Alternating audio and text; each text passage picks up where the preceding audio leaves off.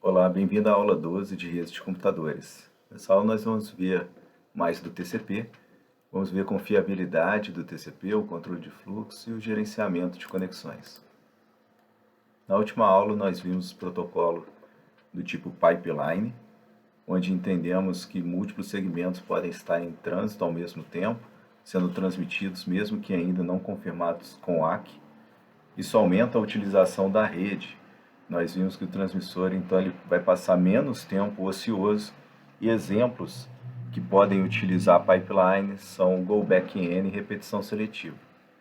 Nós vimos também, então, o go back N e o repetição seletiva como protocolos que inserem confiabilidade na transmissão dos dados, onde ambos trabalham com até N segmentos em trânsito, utilizando pipeline. Tem o uso de uma janela deslizante que espera a confirmação dos segmentos que foram enviados, sendo que no go back N o ACK é cumulativo, ou seja, um ACK de maior valor confirma todos os segmentos anteriores, e na repetição seletiva os ACKs são individuais para cada segmento. No go back N é apenas um único temporizador, então para o pacote mais antigo enviado. Já na repetição seletiva a gente tem um temporizador para cada segmento. No go back N, os segmentos que são recebidos fora de ordem são descartados. Já no repetição seletiva, eles podem ser armazenados em um buffer, para depois das lacunas serem preenchidas, ser enviados para a camada superior, camada da aplicação. Nós vimos também a importância dos números de sequência e o tamanho da janela.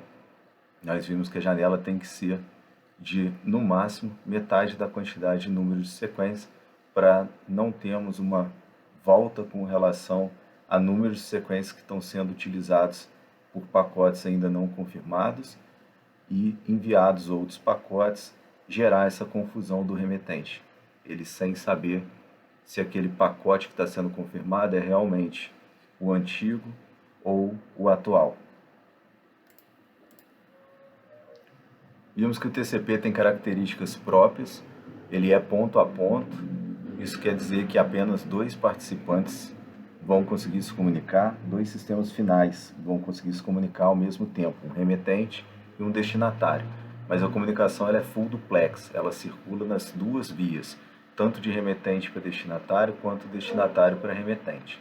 Trabalha com pipeline, como eu já comentei, faz um handshake para abertura de conexão, nós vamos ver nessa aula mais detalhes sobre esse handshake. E vamos ver também o controle de fluxo, já nessa aula. Controle de congestionamento, vamos ver mais à frente.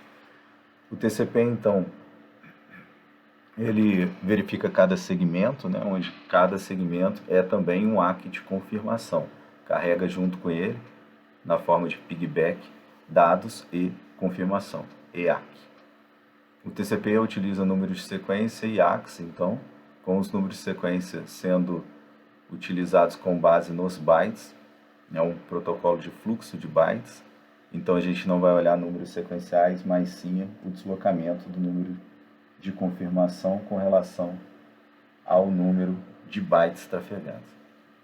O ACK é cumulativo, então o ACK que confirma um pacote com bytes de número maior confirma todos os seus anteriores.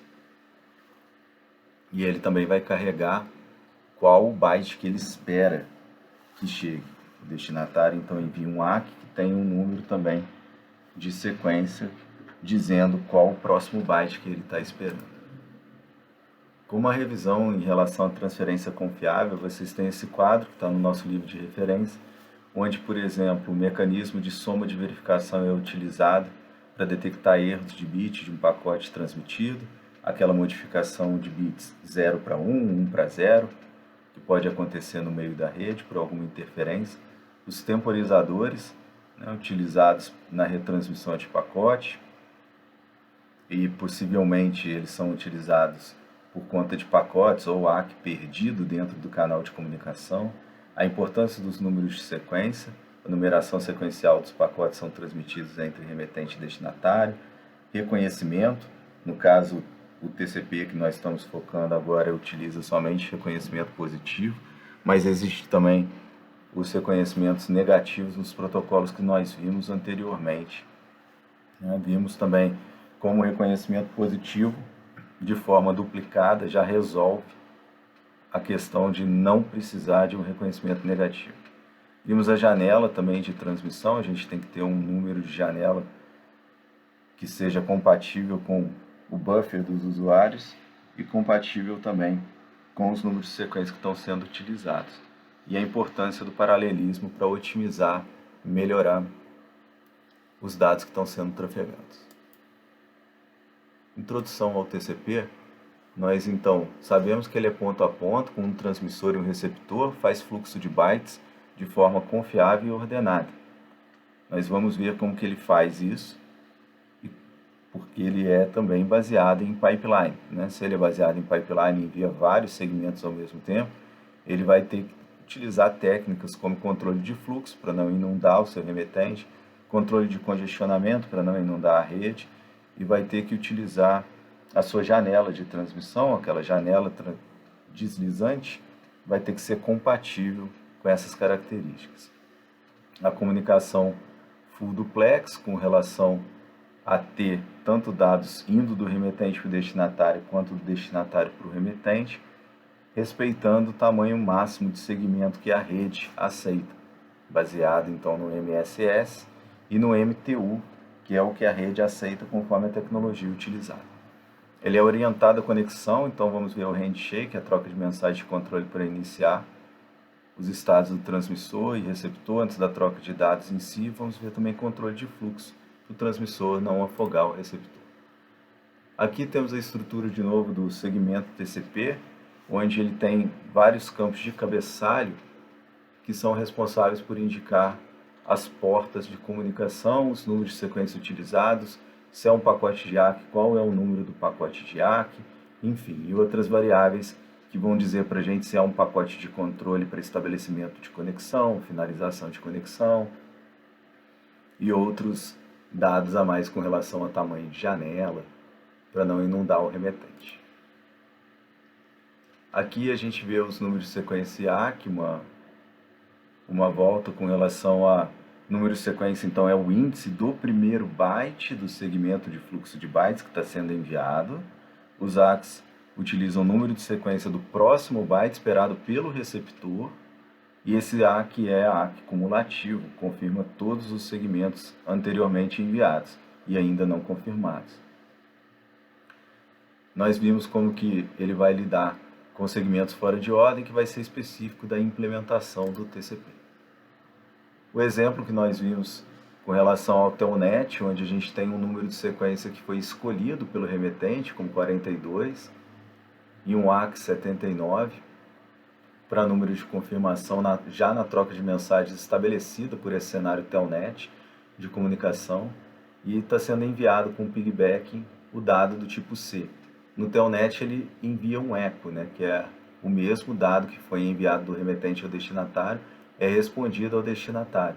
Então o dado C é enviado com o número de sequência que foi escolhido pelo destinatário e está em 79, e confirma agora como 43, ou seja, até o byte 43 eu tenho confirmação. Dali para frente eu espero então dados posteriores. Como aqui é uma comunicação Telnet, você tem a volta do remetente para o destinatário apenas de um pacote de ACK, dizendo que agora a sequência é 43 e é o ACK de 80, então com incremento a 1 aqui do último ACK confirmado. Então até os dados de byte 80 a gente já tem a confirmação. Vamos ver então o timeout do TCP. O timeout do TCP ele tem uma relação com o tempo de ida e volta de um pacote, já que o temporizador, né, o timeout, ele é responsável por entender se o pacote foi perdido no meio da rede ou não. Na nossa pergunta, temos como o timeout do temporizador, como inspiração do temporizador do TCP é configurado. Ele vai precisar ser mais longo do que o tempo de ida e volta, do que o RTT, o Round Trip Time. Só que o tempo de ida e volta, como a rede é de melhor esforço, ele vai variar. Ele não pode ser curto demais, porque senão a gente vai sofrer um timeout prematuro, com retransmissões desnecessárias, ou longo demais, que a reação vai ser muito lenta, a perda de segmentos no meio da rede. A pergunta então que nós temos é como estimar esse RTT, o tempo de ida e volta da rede, já que não temos controle sobre a rede. Existe uma variável que nós vamos preencher, que se chama sample RTT, ou um exemplo, né, a última amostra do RTT, que é o tempo medido desde a transmissão do segmento até a recepção do ACK. Então, o pacote, o segmento foi e recebemos um ACK. Esse é o tempo RTT que a gente tem de amostra. Ele vai ignorar as retransmissões para fazer esse acúmulo desse valor. Ele vai receber esse valor. E o RTT, como a gente sabe que vai variar bastante, a última amostra do RTT também vai variar muito. Então é melhor a gente ter uma estimativa um pouco mais suave. No caso, a gente pode calcular a média sobre as várias amostras recentes, um número de amostras mais recentes, e não utilizar somente a última. Aqui a gente vê essa forma de suavizar a amostra que a gente tem de RTT para estimar um RTT mais próximo do real. Na figura a gente vê as amostras de RTT coletadas, onde para cada momento, cada instante, as linhas em azul com sample RTT e de forma suavizada a linha em rosa com RTT estimado. Então o que é aplicado é uma média móvel exponencialmente ponderada, onde o RTT estimado ele recebe 1 menos alfa vezes o RTT estimado que a gente tem como histórico, mais alfa vezes a última amostra do RTT, o sample RTT. O que a gente está fazendo aqui é utilizando, por exemplo, alfa de 0,125, seguindo a RFC do TCP, a gente está dando um peso muito maior a essa suavização, a esse histórico que a gente tem de RTT, do que ao último RTT observado. Então, a gente tem aqui 0,875 vezes o RTT estimado. Então, a gente está dando um peso muito maior ao histórico do que 0,125 vezes a última amostra de RTT. Mas as amostras passadas, elas vão influenciar no valor que a gente tem de RTT estimado, só que isso decai exponencialmente. Então, nós temos que um temporizador, o timeout do temporizador, ele vai ser mais o que a gente chama de ter uma margem de segurança. Ele precisa de uma margem de segurança além do RTT estimado. Quanto maior o RTT estimado, maior a margem de segurança que nós temos do timeout prematuro do temporizador. Estima-se então um desvio do sample RTT da última amostra em relação ao RTT estimado. O que a gente faz é ter essa variação ou dev RTT, levando em consideração também 1 menos beta vezes o histórico de dev RTT mais beta vezes sample RTT menos RTT estimado. Tipicamente, o beta é 0,25. Então, o que a gente vai ter é uma estimativa com relação a essa variação de dev RTT. Então, além de olhar o histórico do RTT estimado, nós temos também uma margem de segurança, que é o dev RTT. No timeout, ele vai ser então estipulado, seu intervalo, conforme RTT estimado mais a margem que nós temos da variação com, por exemplo, vezes 4. Isso vai dar para a gente uma margem de segurança com relação ao tempo de ida e volta estimado e uma margem de segurança, porque além de suavizar e encontrar um tempo médio com relação ao tempo de ida e volta de um pacote, nós vamos incrementar com um tempo a mais, conforme a variação da rede, dev RTT, para colocar o nosso tempo de expiração de um pacote. Então aí a gente entende que a rede está um pouco mais conhecida por nós com relação a estimar um temporizador mais próximo do que realmente está acontecendo. O TCP ele provê a transmissão confiável de dados. Como? Ele cria um serviço de transmissão confiável sobre uma outra camada que utiliza o IP. A camada de rede, onde o IP está, ela não é confiável, a gente já sabe. A gente está em cima. O que nós vamos ter é o TCP na camada de transporte, então provendo um serviço confiável. Como? utilizando pipeline, utilizando ACKs cumulativos e tendo um único temporizador de retransmissão. Nós vamos utilizar técnicas como a retransmissão por timeout, retransmissão por ACK duplicado. Vamos primeiro então olhar um cenário onde o TCP, o seu transmissor é simplificado, ignorando o ACK duplicado e ignorando controle de fluxo, controle de congestionamento, todas características que nós vamos ver mais à frente. Olhando como evento do transmissor TCP, nós temos que dados recebidos da aplicação vão então criar um segmento com número de sequência. Esse número de sequência é o índice da posição do primeiro byte no nosso fluxo de dados da aplicação. Ele vai então iniciar um temporizador, se ele já não estiver rodando, e você pode pensar no temporizador como o segmento mais antigo com ACK pendente. O intervalo de expiração vai ser lá utilizando o timeout intervalo, o intervalo de timeout. Se houver um estouro de temporizador, vai ser retransmitido o segmento que causou o estouro e reiniciado o temporizador. Se for recebido um ACK, e o ACK, então, vai reconhecer segmento pendente. Ele pode atualizar os números de sequência já reconhecidos e vai reinicializar o temporizador de segmentos que ainda não foram reconhecidos. Aqui a gente tem as tarefas desse transmissor, os eventos desse transmissor TCP simplificado, onde a gente tem o número de sequência inicial, é a nossa base, também utilizado. No primeiro número de sequência utilizado é o primeiro livre. A gente vai ter um loop que vai estar vendo esses eventos, onde um dos eventos é receber os dados da camada superior, camada de aplicação. Criou o segmento TCP, colocou o número de sequência, segue num, e se não tem timer rodando, não tem temporizador, ele starta o timer. Passa o segmento para a camada inferior, a camada IP, e incrementa o número de sequência.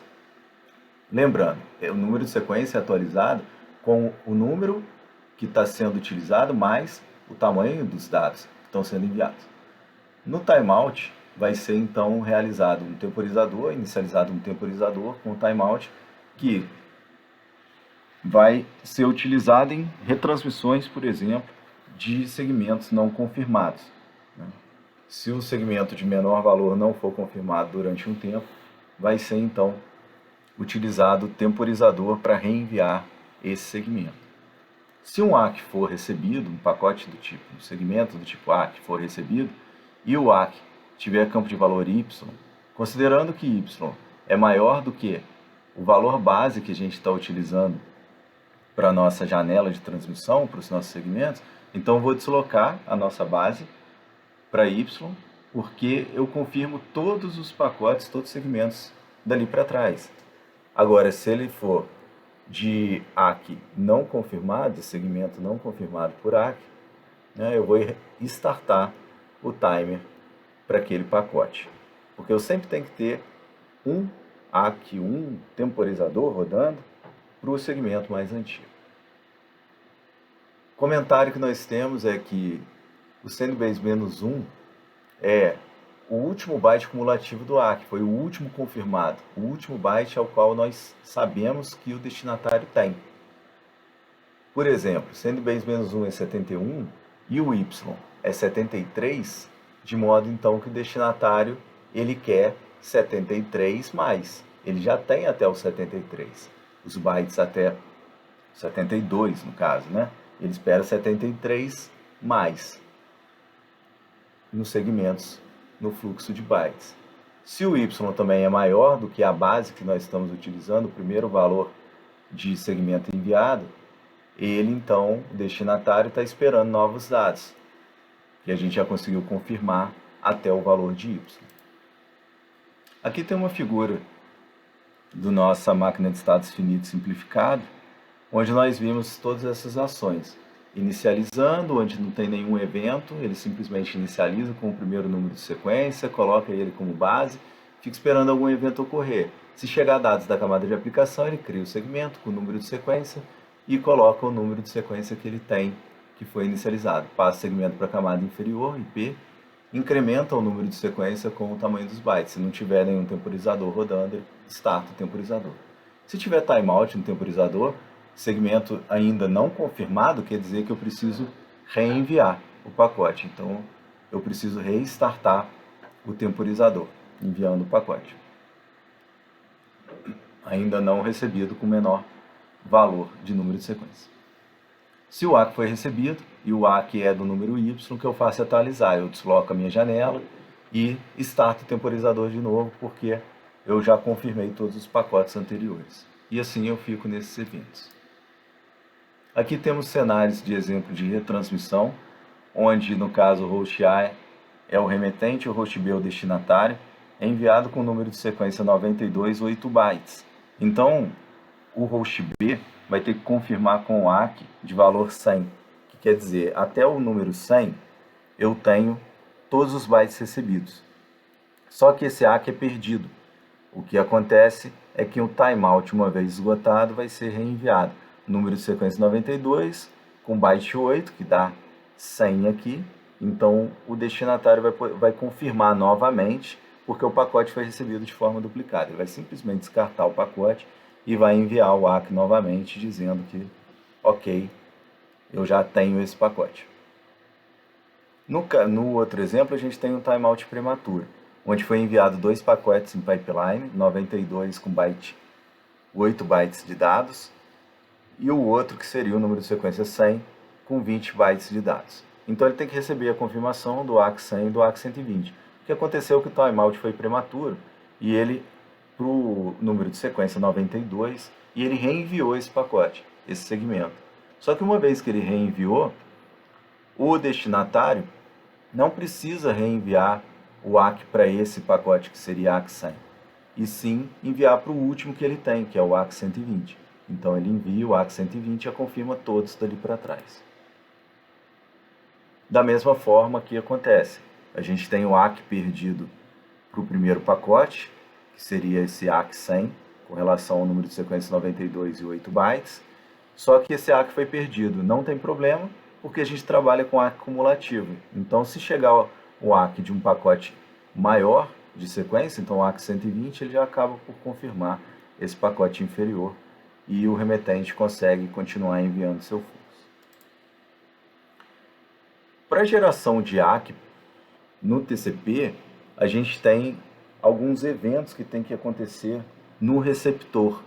O receptor, quando recebe algum pacote, ele vai gerar ACK dependendo do que está acontecendo. Se a chegada de um segmento em ordem com o número de sequência esperado, então já foram enviados ACKs para todos os números de sequência menores do que o recebido. A ação realizada pelo remetente é esperar para enviar um ACK daquele segmento. Ele espera em geral 500 milissegundos para enviar, até que chegue um próximo segmento. Se não chegar nenhum novo segmento nesse intervalo de 500 milissegundos, aí sim ele confirma com o ACK. Isso por quê? Porque como ele trabalha com ACK cumulativo, não tem necessidade dele ficar enviando para cada segmento. Ele pode esperar um pouco para enviar apenas um ACK de número maior, confirmando todos os bytes até aquela posição. Se a chegada do segmento também está em ordem, com o número de sequência esperado, o segmento anterior já teve seu ACK atrasado, então a gente estava na situação anterior, aí sim o remetente imediatamente vai enviar um ACK cumulativo reconhecendo ambos os segmentos, porque ele envia o ACK só para aquele pacote de maior valor. Se a chegada do segmento foi fora de ordem, com o número de sequência maior do que o esperado, então existe uma lacuna no remetente. Então, imediatamente também ele vai enviar um ACK do tipo duplicado, indicando que o número de sequência do próximo byte esperado. Quer dizer, eu já havia confirmado, por exemplo, ACK 100, e quando chegou para mim um novo pacote, chegou um pacote que gerou uma lacuna. Essa lacuna eu preciso avisar o remetente que ela existe. Então eu envio novamente o último pacote que eu tenho em sequência.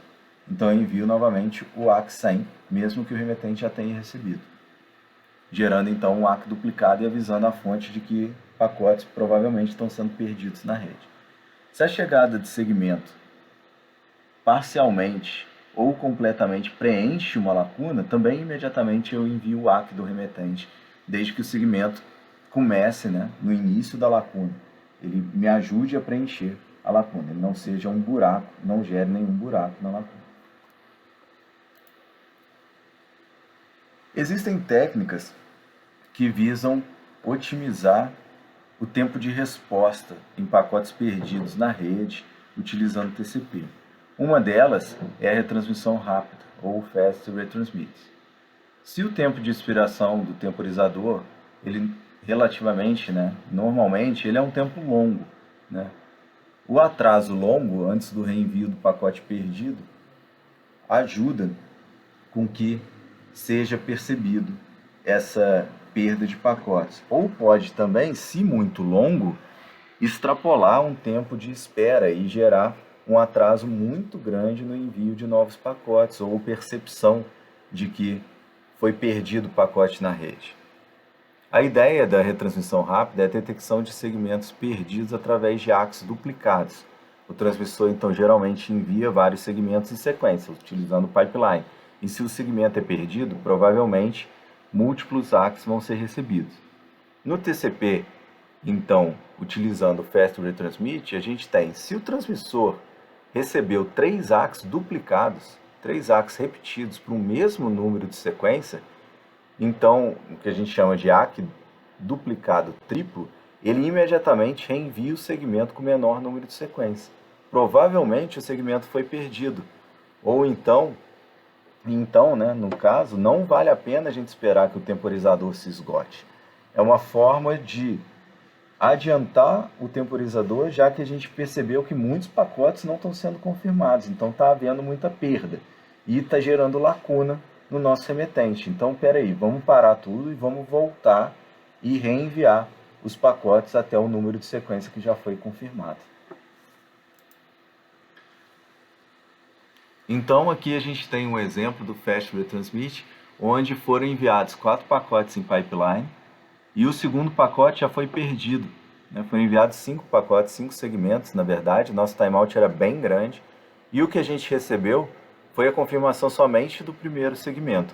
O segundo segmento, quando perdido, por mais que os 3 próximos tenham chegado, não adianta. Isso vai gerar lacuna no remetente. Então, o Fast Retransmit vai ajudar nisso, porque a gente vai receber a confirmação dos outros segmentos, os 3 segmentos que chegaram, vão gerar para a gente ACKs duplicados. Aqui no nosso caso, gerou até 4 ACKs duplicados.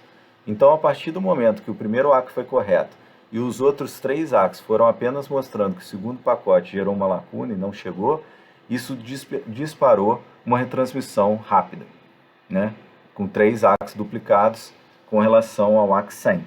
Isso faz com que nós voltemos na posição e retransmitimos o segundo segmento. O TCP ele tem outra função, que é o controle de fluxo. O controle de fluxo ele é utilizado com relação ao tamanho do buffer que existe no remetente. A aplicação ela pode remover e ler dados do buffer do socket TCP, como nós já vimos. Só que essa aplicação ela pode ser mais lenta do que o TCP recebe os dados da rede. O controle de fluxo ele vai trabalhar exatamente nessa função, onde o receptor vai controlar o transmissor, de forma que o transmissor não sobrecarregue o buffer do receptor, transmitindo muitos dados, de forma que ele não consiga tratar e enviar para a aplicação e comece a perder segmentos.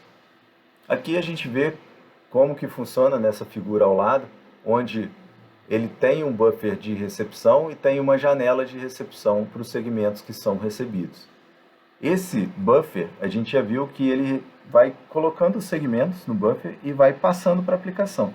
Se a aplicação for muito lenta com relação aos dados que são recebidos, você não pode estourar o buffer do receptor, no caso. O transmissor tem que ter alguma visão com relação ao tamanho de buffer que o receptor tem, para não perder dados por buffer. O receptor, então, ele vai anunciar qual o espaço livre dele no buffer.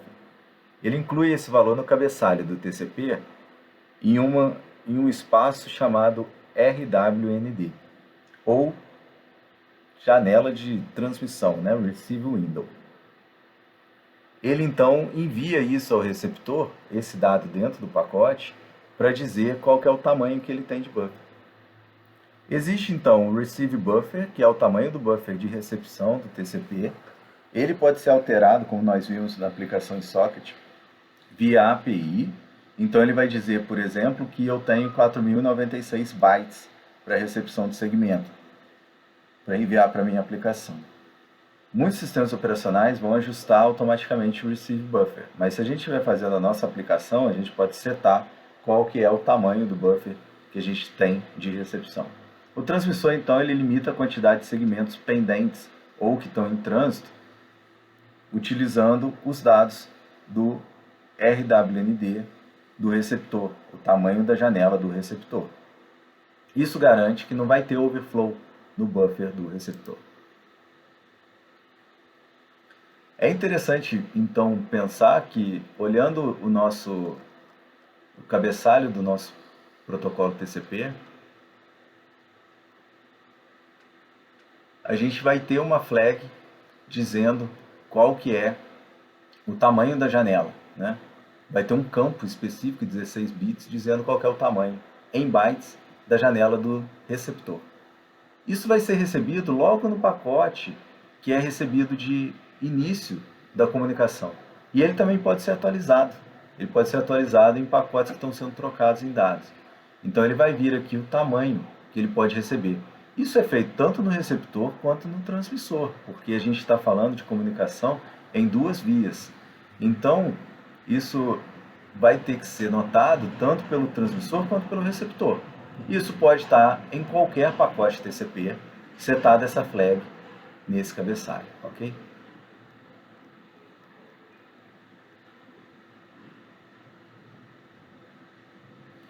O TCP ele faz também gerenciamento de conexão, como já foi comentado.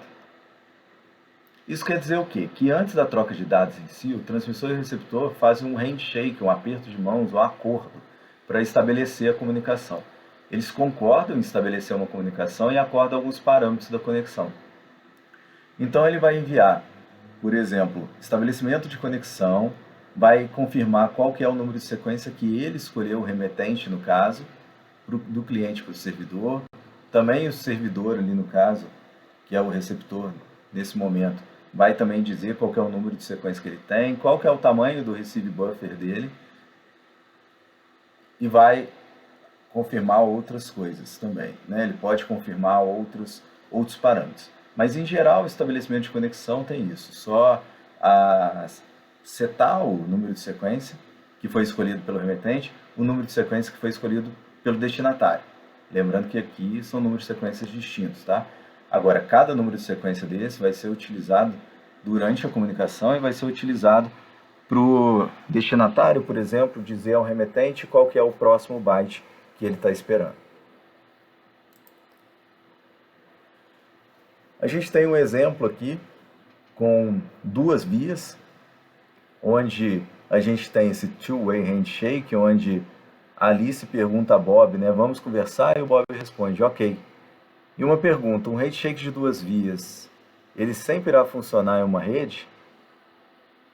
Não, né? Atrasos podem ser variáveis, as mensagens podem ser transmitidas, retransmitidas, a gente pode perder a requisição de conexão em algum momento. Então, preciso tanto confirmar que o remetente quer falar com o destinatário está ouvindo o remetente e agora o remetente também sabe que o destinatário está ouvindo o remetente. Então, preciso confirmar também não só no destinatário que o remetente quer falar e que eu aceito, mas também no remetente que ele entende que o destinatário já liberou a conexão para ele. Aqui a gente vê um exemplo com cenários de falha com relação a duas vias só, onde no primeiro caso, a gente vê com sucesso, onde enviou a requisição de uma conexão e a conexão foi aceita com sucesso.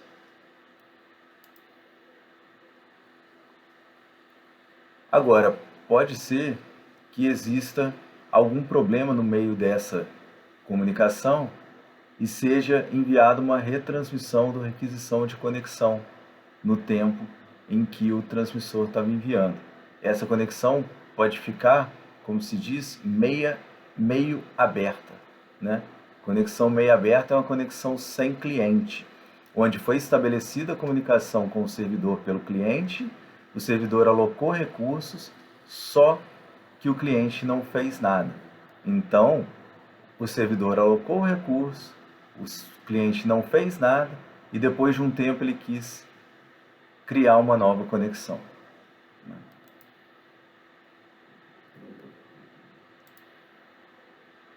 Da mesma forma, pode acontecer do cliente, então, escolher um número X sequencial, requisitou a conexão foi aceita. Foi enviado um dado, aqui um dado que era com o número de sequência X, que foi escolhido aqui pelo destinatário também, mais um. Ele aceita esses dados, mas pode ter uma nova retransmissão de conexão, uma tentativa de retransmissão de conexão durante esse tempo, né, que foi enviado por conta de um timeout, por exemplo. E isso só vai chegar depois do tempo em que o servidor já expirou a conexão do cliente, por exemplo. Isso vai fazer com que qualquer coisa que o cliente envie seja ignorado pelo servidor. Então existe a necessidade da confirmação tanto de um lado, do servidor para o cliente, mas também do cliente para o servidor, para dizer eu estou vivo e eu vou começar a transmitir dados. O Three-Way Handshake ele faz exatamente isso. O cliente, então, está aqui esperando algum segmento chegar da camada superior. Quando chega, ele escolhe um número de inicialização de sequência, que foi um número X, e envia um pacote TCP do tipo SYN. Essa é uma mensagem de controle que a única coisa que ela carrega é um SYN bit, que é aquela flag que a gente viu no cabeçalho do TCP dizendo que eu sou um pacote do tipo SYN de inicialização de comunicação e meu número de sequência é X. O servidor então responde com OK, eu dou um ACK para você desse bit 1, eu sou um ACK, eu confirmo que eu recebi até o número X aqui de número de sequência, espero mais um, né? Eu sou também um pacote de estabelecimento de conexão do tipo SYN, estou com a flag ativa 1, e meu número de sequencial escolhido é Y. E aí o cliente, então, confirma com um SYN ACK, recebido esse SYN ACK de X, e indicou que o servidor está vivo, está esperando conexões, então envia um ACK para o servidor dizendo recebi o seu pacote desse tipo SYN-bit, SYN, né? E eu recebi o seu número de sequência Y, sei qual que é, e eu agora espero pacotes com bytes acima de Y mais 1. A conexão então é estabelecida tanto do lado do cliente agora como do lado do servidor. Aqui tem a máquina de estados do Three-Way Handshake, onde começa então conexão fechada, a gente cria um socket e fica escutando na porta. Se é recebido um pacote do tipo SYN, pacote de controle com o número de sequência X, eu fico esperando um SYN ACK com o número de sequência do remetente Y e com a confirmação com ACK com bytes até X mais 1. Crio o socket de comunicação do lado do servidor de volta para o cliente e fico esperando do lado do cliente receber uma confirmação com ACK para o número de sequência enviado do remetente ao destinatário com relação ao número de sequência do destinatário mais 1. Essas visões são feitas com relação ao cliente e ao servidor, onde a gente tem, né, o cliente aqui e o servidor estabelecendo a comunicação no final de todos os passos. No fechamento de conexão, a gente vai ter um outro pacote específico, que é o pacote do tipo fim. O cliente e o servidor, cada um do seu lado, vai precisar fechar a conexão. Já que ambos estão com a conexão estabelecida, ambos precisam também fechar a conexão. Vai ser enviado um segmento TCP com o bit da flag fim ativado. E sempre vai ser respondido fim com o ACK. Quando o remetente ou destinatário recebe uma flag fim ativa, o ACK também pode ser combinado com um fim. Então, ele pode pegar carona e confirmar o pacote fim que veio de um lado para o outro e também já enviar o fim dele, dizendo que ele também quer a confirmação e quer fechar a conexão. Então aqui a gente tem estabelecimento da conexão já foi feito, trocaram dados e agora a gente quer fechar o socket. É enviado um fim, o H1, do lado do cliente, no caso que está querendo finalizar a conexão. Ele não envia dados nenhum, ele só envia um pacote de controle dizendo eu quero fechar a conexão, quero terminar a conexão, o número de sequência desse pacote é o que está seguindo, é o número X qualquer, e aí o servidor simplesmente confirma, dizendo, olha, confirmo para você, com a, que no caso aqui, ativado, e o número de sequência é X mais 1.